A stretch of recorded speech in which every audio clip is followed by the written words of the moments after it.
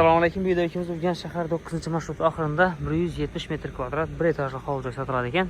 Fasadi 8 metr. Yenana fasadlari bitgan, travertillari urgan, shiperlari bo'lgan. Aynalarimiz akfa, ildirari teshga qilingan, endi ozgina zirvani zonasi bor. Kafellar bosilgan pastini. Bir qator ko'rib chiqamiz. 170 kvadrat bir etaj hovli. Bahosini ham aytib o'tganman. Bahosi 430 ming so'm. Bismillah deb ko'rib chiqamiz. Girgi razmerini kafellar bosilgan. Yanimiz pol. 9 metrdan ziyod to'g'animiz. Girgiga yana farshlar bo'lgan, rakovinalar qo'yilgan, bellar kafel. Yanimiz taxtadan pol bo'lgan. Отопление qilingan. Bu yerda yana bir xo'shga uchun mesta qo'yilgan ekan. Gipsakartonda ishlangan. Patologga gipsakarton lyustral osilgan. Ko'rib turibsizlar.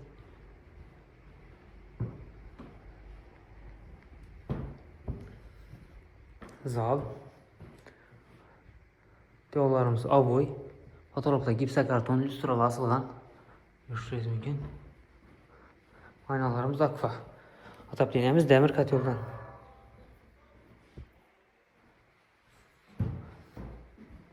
Ayak dene gilemle taşılgan. Tahtadan pol olgan ayak denelerimiz. İşiklerimiz ak MDF işikle koyulgan. Berimizde yine bir spalnisi, deski spalni.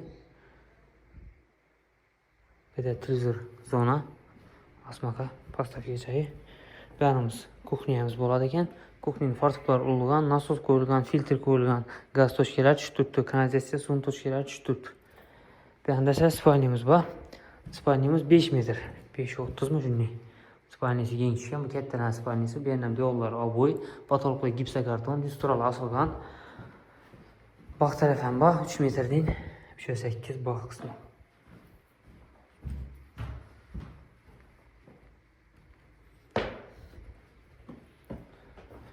Otopleniyasini demir katyoldan shundan qizadi. Bu cho'pli pol bo'lgan. Bu koridorlarimiz, kuxniyamiz, sanuzorimiz, cho'pli pol. Uyg'oq, vanna, unitaz, rakovina. Bir yana bir narsa uchun narsalar qo'yilgan ekan toshkalar. Arkasında bog'i bor. Aytganimizning bog'i 3.8 metr. Eni 8, uzunligi 3 metr. Bahosini aytib ketamiz. 430 million so'm. Kim ma'qul bo'lsa bemalol telefonlashib kelib ko'rsangiz bo'ladi. Urganch shahar 9-marshrut oxiri 50-maktab markalarida. 170 kvadrat. Bir etajli hovli. Telefon nomerini aytib ketamiz. 99 946 76 66. Bemalol telefonlashib kelib ko'rsangiz bo'ladi.